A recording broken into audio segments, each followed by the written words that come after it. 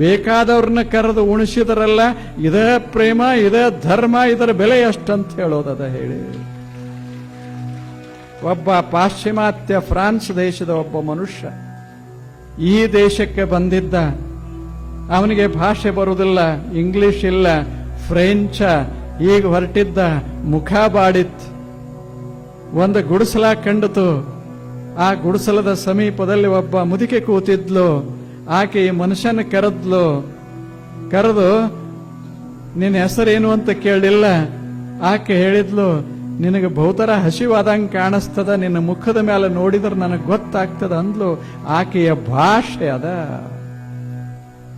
French ಭಾಷಾ ಮೀರಿದ ಭಾಷೆ, ಆಂಗ್ಲ ಭಾಷಾ ಮೀರಿದ ಭಾಷೆ. ಕಣ್ಣನ್ನ ಮುಖವನ್ನ ನೋಡಿ ಹಸದಾನ ಅಂತ ತಿಳ್ಕೋತಾಳಲ್ಲ, ಇದ್ಯಾವ ಭಾಷೆ? ಪ್ರೇಮದ ಭಾಷೆ ಇದ. ಕೂಡಿಸಿದ್ಲು, ಬಿಸಿ ಬಿಸಿ ಹಾಲ ಕೊಟ್ಲು, ಹಣ್ಣ ಕೊಟ್ಲು. ಆ ಬಳಿಕ ಅವನ ತಲೆ ಮೇಲೆ ಕೈ ಇಟ್ಟು ಹೇಳಿದ್ಲು, ಯಾವಾಗ ಈ ದಾರ್ಯಾಗ ಬರ್ತೀಯಲ್ಲ, ಹಸದ ಬಾ, ನನ್ನಲ್ಲಿ ಹಾಲಿರ್ತದ. ಇದು ಪ್ರೇಮ. ಆತ ಬರದಾನ ತನ್ನ ಪುಸ್ತಕದಲ್ಲೇ, ನಾನು ಪ್ರೇಮ ಅನ್ನುವ ಅದ್ಭುತ ಸಂಪತ್ತನ್ನ ಕಂಡದ್ದು ಭಾರತ ದೇಶದ ಹಳ್ಳಿಯೊಳಗ.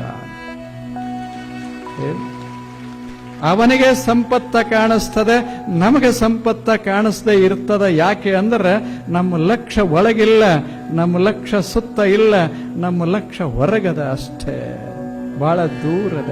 ನಮಗೆ ಅಮೇರಿಕ ಕಾಣಿಸ್ತದೆ, ನಮಗೆ ಜಪಾನ್ ಕಾಣಿಸ್ತದೆ, ನಮಗೆ ಗುಲ್ಬರ್ಗಾದ ಒಂದು ನದಿ ಕಾಣಿಸೋದಿಲ್ಲ ಅಷ್ಟೇ.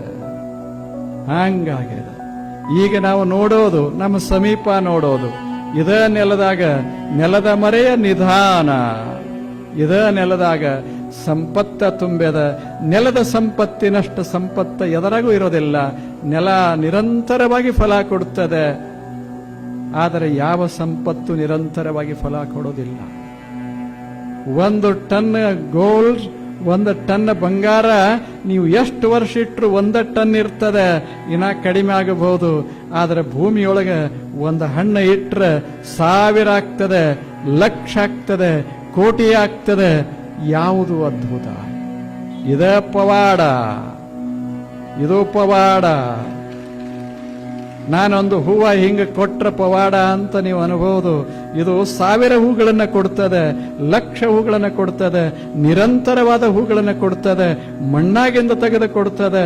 ಪವಾಡ ಅಲ್ಲೇನು, ಇಟ್ ಇಸ್ ಎ ಮಿರಾಕಲ್. ಇದು ದೊಡ್ಡ ಪವಾಡ. ಜಗತ್ತೇ ಒಂದು ಅದ್ಭುತವಾದ ಪವಾಡ.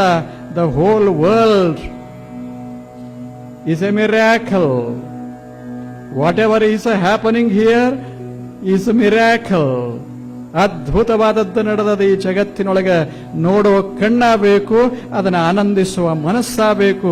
ಜಗತ್ತು ಬಡವಲ್ಲ, ನಾವು ಬಡವರಾಗಿಲ್ಲ ಅಷ್ಟೇ. ಇಂಥ ಬಡತನವನ್ನು ತೆಗೆದು ಹಾಕೋದದೆ. ಅದಕ್ಕಾಗಿ ಒಂದಿಷ್ಟು ಮನಸ್ಸ ಮಾಡೋದದೆ. ಆ ಮನಸ್ಸ ಮಾಡೋದಕ್ಕಾಗಿನೇ ಒಂದಿಷ್ಟು ಭೂಮಿಯನ್ನ ಪ್ರೀತಿಸಬೇಕು, ನೀರನ್ನ ಪ್ರೀತಿಸಬೇಕು, ಗಾಳಿಯನ್ನ ಪ್ರೀತಿಸಬೇಕು, ಸ್ವಚ್ಛಂದವಾದಂತಹ ಸೂರ್ಯನ ಬಿಸಿಲನ್ನ ಪ್ರೀತಿಸಬೇಕು. ಅಷ್ಟೇ ಅಲ್ಲ, ಈ ಬಿಸಿಲುಂಡು ನೀರು ಕುಡಿದು ಬಾಳುವಂಥ ಪಶು ಪಕ್ಷಿಗಳನ್ನು ಪ್ರೀತಿಸಬೇಕು. ಸುತ್ತ ಮುತ್ತ ಇರುವ ಜನರನ್ನ ಪ್ರೀತಿಸಬೇಕು. ಇದು ನಮ್ಮನ್ನ ಶ್ರೀಮಂತ ಮಾಡ್ತದೆ. ಥಾಮಸ್, ಇದೊಂದು ಸಣ್ಣ ಘಟನಾ. ಇದು ಥಾಮಸ್ ಜೆಫರ್ಸನ್ ಅಂತ ಆಗಿ ಹೋದ್ರು. ಅಮೆರಿಕ ದೇಶದ ಪ್ರೆಸಿಡೆಂಟ್, ಬಹಳ ಪ್ರಭಾವಿ ಪ್ರೆಸಿಡೆಂಟ್. ಆತನನ್ನು ಬಹಳ ಗೌರವಿಸ್ತದ ಅಮೆರಿಕ ದೇಶ. ಆ ಜೆಫರ್ಸನ್ ಹೆಂಗ ಅವನ ಜೀವನದಾಗ ಒಂದು ಸಣ್ಣ ಘಟನಾ ನಡೆದು ಹೋಗ್ತದೆ. ಆತ ಒಂದು ಸಲ ದಣದಿರ್ತಾನೆ. ರಾತ್ರಿ ಅವನಿಗೆ ವಿಶ್ರಾಂತಿಗೆ ಬೇಕಾಗಿರ್ತದೆ. ಒಂದು ಹೋಟೆಲ್ಗೆ ಬರ್ತಾನೆ. ಅವ ಹೆಂಗ ಕಾಣಿಸ್ತಿರ್ತಾನಂದ್ರೆ ಒಬ್ಬ ಒಕ್ಕಲಿಗನಂಗ ಕಾಣಿಸ್ತಿರ್ತಾನೆ. ಒಬ್ಬ ಪ್ರೆಸಿಡೆಂಟ್ ಒಕ್ಕಲಿಗನಂಗ ಕಾಣಿಸ್ತಿರ್ತಾನ. ಒಬ್ಬನೇ ಬಂದಿರ್ತಾನ. ಅವ ಹಂಗ ಕಾಣಬೇಕಾದ್ರೆ ಏನು ಮಾಡಿರಬೇಕು ವಿಚಾರ ಮಾಡಿ. ಅಮೇರಿಕಾದ ಪ್ರೆಸಿಡೆಂಟ್ ಹೋಗ್ಲಿ, ನಮಗೊಂದು ಒಂದು ಸಣ್ಣ ಹಳ್ಳಿಯ ಪ್ರೆಸಿಡೆಂಟ್ ಮಾಡಿಬಿಟ್ರೆ ನಾವು ಬದಲಾಗ್ತೇವೆ. ಅಮೇರಿಕಾ ದೇಶದ president, he looked like a farmer. ಅಲ್ಲಿ ಬಂದು ಕೇಳ್ತಾನೆ, ನನಗೊಂದಿಷ್ಟು ಕೋಣೆ ಸಿಗ್ತದೇನೋ ವಿಶ್ರಾಂತಿಗೆ ಅಂತ ಕೇಳ್ತಾನೆ. ದೊಡ್ಡ ಹೋಟೆಲ್ದ ಮಾಲೀಕ ಇವನತ್ತ ನೋಡ್ತಾನೆ, ನಿಮ್ಮಂಥ ಹೊಲಸು ಮೈಯ ರೈತರಿಗೆ ಇದಲ್ಲ ಹೋಟೆಲ್ ಅಂತ. ಅವ ತಿರುಗಿ ಹೋಗ್ತಾನೆ. ಆ ಬಳಿಗೆ ಗೊತ್ತಾಗ್ತದೆ ಇವನಿಗೆ, ಇವ ಥಾಮಸ್ ಜೆಫರ್ಸನ್ ಅಂತ ಗೊತ್ತಾಗ್ತದೆ. ಗಾಬರಿ ಆಗ್ತಾನೆ. ಮುಂದೆ ಅವನ ಕಡೆ ಕಳಿಸಿ ಕೊಡ್ತಾನೆ, ತಮಗೆ ಒಂದು ಕೋಣೆ ಕೊಡ್ತೀನಿ ಬನ್ನಿ, ತಪ್ಪಾಯಿತು ಅಂತ ಹೇಳಿ ಕಳಿಸ್ತಾನೆ. ಅವಾಗ ಒಂದು ಮಾತಾಡಿದಾರ, ಅದು ಇತಿಹಾಸದಲ್ಲಿ ಮೂಡಿದ ಮಾತು. ಜೆಫರ್ಸನ್ ಹೇಳ್ತಾನೆ, ಎಷ್ಟು ಚಲೋ ಮಾತು ಹೇಳ್ತಾನೆ. American president cannot live in a hotel where there is no room for a farmer. ಏನ ಮಾತು? ಯಾವ ಹೋಟೆಲ್ದಲ್ಲಿ ಒಬ್ಬ ರೈತನಿಗೆ ಸ್ಥಳ ಇಲ್ಲವೋ ಅಂಥ ಹೋಟೆಲ್ದಲ್ಲಿ ಪ್ರೆಸಿಡೆಂಟ್ ಇರ್ಲಿಕ್ಕಾಗೋದಿಲ್ಲ. ಇಷ್ಟ ರೈತರನ್ನ ಪ್ರೀತಿಸಿದರೆ ಭಾರತ ಯಾಕೆ ಹಿಂದುಳಿತದ? ಭಾರತ ಅದ್ಭುತ ಭಾರತವಾಗ್ತದ. ಬೇಕು ಏನ ಮಾತು ನೆನಪ ಇಡಬೇಕು, ಅಂಥ ಮಾತು. American president cannot live in a hotel where there is no room for a farmer. ಒಕ್ಕಲಿಗನಿಗೆ ಎಲ್ಲಿ ಸ್ಥಳ ಇಲ್ಲ ಅಂತ ಹೋಟೆಲ್ದಲ್ಲೇ ಅಮೇರಿಕ ದೇಶದ ಅಧ್ಯಕ್ಷ ಇರಲಾರ. ಎಂಥ ಮಾತುಗಳಿದೆ. ರೈತನಿಗೆ ಎಂಥ ಮಹತ್ವ ಕೊಟ್ಟರು. ನಾವು ಕೊಡೋದದ. ನಾವೆಲ್ಲರೂ ರೈತರೇ, ಹೊರಗೆಲ್ಲ ಹೇಳೋದು, ಒಳಗೆಲ್ಲರೂ ರೈತರೇ. ಆಫೀಸರ್ ಇದ್ರೇನಾಯ್ತು, ಇಂಡಸ್ಟ್ರಿಯಾಲಿಸ್ಟ್ ಇದ್ರೇನಾಯ್ತು, ನೀವು ಎಲ್ಲಿದ್ರೇನಾಯ್ತು, ನಿಮ್ಮ ಮನಸ್ಸಿನಲ್ಲಿ ಸುಖ ದುಃಖಗಳನ್ನ ಬೆಳೆಸ್ತಿರಲ್ಲ, ನೀವೆಲ್ಲ ರೈತರೇ. ಭಯ, ಆತಂಕ ಇವುಗಳನ್ನ ಬೆಳೆಸ್ತೇವೆ, ಅದು ರೈತನೇ. ಕೆಲಸ ಮಾಡಲಾರ್ದ ರೈತ ಅಷ್ಟೇ. ನಾವು ಒಳ್ಳೆ ರೈತರಾಗಿ ಬಿಟ್ರೆ ಹೊರಗೆ ನಮಗೆ ಕೊರತೆ ಆಗೋದಿಲ್ಲ. ಒಳಗೆ ಶ್ರೀಮಂತಿಕೆ ಬರದೆ ಹೊರಗಿನ ಶ್ರೀಮಂತಿಕೆ ನಮ್ಮನ್ನ ಶ್ರೀಮಂತ ಮಾಡೋದೇ ಇಲ್ಲ.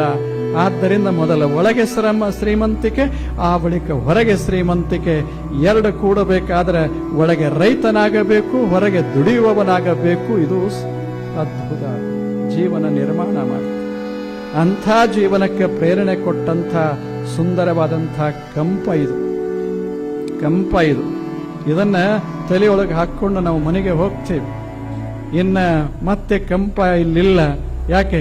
ಕಂಪ ನಿಮ್ಮನ್ನ ಆವರಿಸದ, ನಿಮ್ಮ ಮನಸ್ಸನ್ನ ತುಂಬ್ಯದ. ಇನ್ನು ವಿಚಾರ ಮಾಡಬಾರದು. ಏನು ನಾವು ಬಡೂರ ದೇವಿ ಅಂತ ಯಾರು ಹಾಕಿರೋಲ್ರ? ಯಾಕೆ ವಿಚಾರ ಮಾಡು? ನಾನು ಶ್ರೀಮಂತ ಒಳಗೆ, ನಾನು ಶ್ರೀಮಂತ ಹೊರಗೆ. ಹೊರಗೆ ಯಾಕೆ ಶ್ರೀಮಂತ? ನನಗೆ ಅನ್ನ ಅದ, ನೀರದ, ಸಾಕು. ಅನ್ನ ನಿರ್ಮಾಣ ಮಾಡಬಲ್ಲೆ, ನೀರ ಸಂಗ್ರಹಿಸಬಲ್ಲೆ, ಸಾಕು, ನಾನು ಶ್ರೀಮಂತ. ಒಳಗೆ ಯಾಕೆ? ಆದ್ದರಿಂದ ನನಗೆ ಒಳಗೆ ಶ್ರೀಮಂತ ಸಾಕಲ್ಲ. ಇಂಥ ಜನ ಬಾಳಿ ಬದುಕುವಂಥ ನಾಡೇ ಭಾರತ. ಇದು ಭಾರತದ ವಿಕಾಸ. ಇಂಥ ವಿಕಾಸ ಪ್ರಜ್ಞೆಯನ್ನು ಪ್ರಜಾಗೃತಗೊಳಿಸುವಂಥ ಅದ್ಭುತ ಕಾರ್ಯಕ್ರಮವನ್ನ ಇಲ್ಲಿಯ ಹಿರಿಯರೆಲ್ಲ ಹಮ್ಮಿಕೊಂಡ್ರು. ಬಸವರಾಜ್ ಪಾಟೀಲ್ ಸೈಡಮ್ಮ ಅವರು, ಆ ಬಳಿಕ ಗೋವಿಂದಾಚಾರ್ಯ, ಬಹಳ ಸಾತ್ವಿಕ ವ್ಯಕ್ತಿಗಳು. ಇದಕ್ಕಿಂತಲೂ ದೊಡ್ಡ ವರ್ಣನೆ ಬೇಕಿಲ್ಲ. ಸಾತ್ವಿಕ ಅನ್ನುವ ಶಬ್ದವನ್ನು ಹಂಗೆ ಕೊಡ್ಲಿಕ್ಕಾಗೋದಿಲ್ಲ. ಸಾತ್ವಿಕ ಯಾರು ಸಾತ್ವಿಕರು? ಕೈ ಸ್ವಚ್ಛ ಇದ್ದವರು, ಕಣ್ಣು ಸ್ವಚ್ಛ ಇದ್ದವರು, ಎದಿ ಸ್ವಚ್ಛ ಇದ್ದವರೇ ಸಾತ್ವಿಕರು. ಆದರೆ ಸ್ವಚ್ಛ ಇಟ್ಟುಕೊಳ್ಳೋದಷ್ಟು ಸುಲಭ ಅಲ್ಲ. ಸುಮ್ಮನೆ ನಿಮ್ಮ ಕೈ ನೋಡಿ ಎಷ್ಟು ಹೊಲಸಾಗಿರ್ತಾವ ಒಮ್ಮೊಮ್ಮೆ. ಆಗುದಲ್ಲೇ? ಈಗ ಕೂತಲ್ಲೇ ಇನ್ನೊಬ್ಬರು ಚಪ್ಪಲ ಹಾಕೊಂಡಿದ್ದೇವೆ ಅಂದ್ರೆ ಕಾಲು ಹೊಲಸಾಗಿರ್ತದಷ್ಟೇ. ಹೌದಲ್ಲ? ಇನ್ನೊಬ್ಬರ ವಸ್ತುವಿನ ಮೇಲೆ ಕಣ್ಣು ಬಿದ್ದಿತ್ತು ಅಂದ್ರೆ ಇನ್ನ ತಗೊಂಡಿಲ್ಲ, ಆದ್ರೆ ಕಣ್ಣು ಹೊಲಸಾಗಿರ್ತದೆ. ಇಲ್ಲಿರುವ ದೋಷಗಳೆಲ್ಲ ಕಾಣಕ್ ಶುರುವಾದರೆ ದೃಷ್ಟಿ ಹೊಲಸಾಗಿರ್ತದೆ. ಒಳ್ಳೆದೇ ಕಾಣಿಸೋದಿಲ್ಲ, ದೃಷ್ಟಿಯನ್ನು ಹೊಲಸ ಮಾಡ್ತದೆ. ಸಾತ್ವಿಕ ಅಂದ್ರೇನು? ಅದ್ಭುತ. ಸತ್ಯಂ ಶಿವಂ ಸುಂದರಂ. ಜಗತ್ತೆಲ್ಲ ಸತ್ಯ, ಶಿವಂ ಸುಂದರ. ಎಂಥ ರೀತಿಯಲ್ಲಿ ನೋಡುವಂಥ ದೃಷ್ಟಿ ಅದಲ್ಲ, ಅದು ಅದ್ಭುತವಾದ ದೃಷ್ಟಿ. ಅದನ್ನ ಹೊಂದಿದವರಿಗೆ ಸಾತ್ವಿಕರು ಅಂತ ಕರೀತಾರೆ. ಅಂಥ ಸಾತ್ವಿಕ ವ್ಯಕ್ತಿಗಳೆಲ್ಲ ನೀವೆಲ್ಲರೂ ಇಲ್ಲದಿದ್ರೆ ಇಲ್ಲಾಕೆ ಬರ್ತಿದ್ರಿ ಹೇಳಿ? ಸಾತ್ವಿಕತೆಯನ್ನ ಮೆಚ್ಚುವವರೆಲ್ಲ ಸಾತ್ವಿಕರು, ಸಾತ್ವಿಕತೆಯನ್ನ ಕುರಿತು ಕೇಳುವವರೆಲ್ಲ ಸಾತ್ವಿಕರು. ಭಾರತ ದೇಶ ಸಾತ್ವಿಕರಿಗೆ ಕೊರತೆ ಇಲ್ಲ. ಭಾರತ ದೇಶ ಇದು ಸಂತ ಶರಣರ ದೇಶ. ಇಲ್ಲಿ ಲಕ್ಷ ಲಕ್ಷ ಕೋಟಿ ಕೋಟಿ ಜನ ಒಳ್ಳೆಯವರು, ಎಲ್ಲರೂ ಭೂಮಿಗೆ ಸಮೀಪಾಗಿ ಬದುಕುವವರೆಲ್ಲ ಸ್ವಚ್ಛ ಸುಂದರ ಹೃದಯ ಉಳ್ಳವರು. ಎಂಥ ಸಾತ್ವಿಕರನ್ನೆಲ್ಲ ಕೂಡಿಸಿ ನಿಮಗೆಲ್ಲ ಒಂದಿಷ್ಟು ಸಂತೋಷ ಪಡಿಸುವಂತ ಸುಂದರ ಕಾರ್ಯ ಮಾಡಿದಾರಲ್ಲ, ಅವರಿಬ್ಬರೇ ಅಲ್ಲ, ಅವ್ರ ಹಿಂದೆ ಸಾವಿರ ಸಾವಿರ ಜನ. ಏನ್ ನೋಡಬೇಕು? ಇಷ್ಟು ಲಕ್ಷ ಲಕ್ಷ ಜನ ಬಂದ್ರೆ ಉಣ್ಸೋದು ತಿನ್ಸೋದು ಯಾರು ಮಾಡ್ತಾರ ಹೇಳಿ?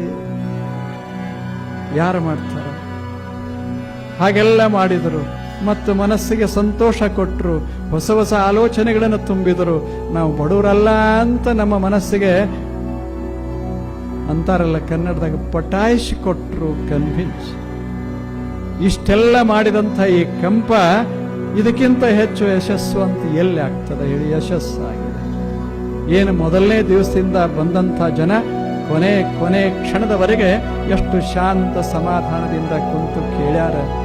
ಇಲ್ಲಿ ಬರೆದಿದ್ರು, ಹೊರಗೆ ಎಲ್ಲಾ ಕಡೆ ತಿರುಗಾಡಿ ನೋಡ್ಯಾರ, ಮನಸ್ಸಿನಲ್ಲಿ ಒಂದಿಷ್ಟು ಭಾವ ತುಂಬಿಕೊಂಡಾರ.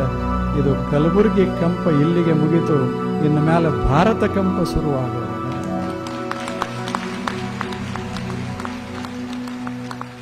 ಕಲಬುರಗಿ ಅನ್ನೋ ಹೆಸರು ಇಲ್ಲಿಂದ ಬೀಜ ಆಯಿತು. ಇನ್ನು ಬೀಜ ಹೋಗ್ತದೆ, ಗಿಡ ಬಂದ ಬಳಿಕ ಬೀಜ ಅಲ್ಲಿರೋದಿಲ್ಲ, ಗಿಡದಾಗ ಬೀಜ ಸೇರ್ಕೊಂಡು ಬಿಡ್ತದ. ಕಲಬುರಗಿ ಹೋಗಿ ವಿಶಾಲ ಭಾರತ ಆಗ್ತದೆ. ಹಂಗೆಲ್ಲ ಆಗಲಿ ಅಂತ ಇಷ್ಟೆಲ್ಲ ಕಾರ್ಯಗಳನ್ನ ಅವರೆಲ್ಲರೂ ಮಾಡಿದಾರ. ಇಲ್ಲಿ ಎಷ್ಟು ಜನ ಬಂದ್ರು ನೀವು ನೋಡಿರಲ್ಲ. 10 ದಿವಸದಾಗ ನಾವು ಯಾರು ನೋಡಬಾರ್ದು ಎಲ್ಲರನ್ನ ನೋಡು. ಈ ದೇಶದ ಶ್ರೇಷ್ಠ ಚಿಂತಕರನ್ನು ನೋಡಿದೇವಿ, ವಿಜ್ಞಾನಿಗಳನ್ನ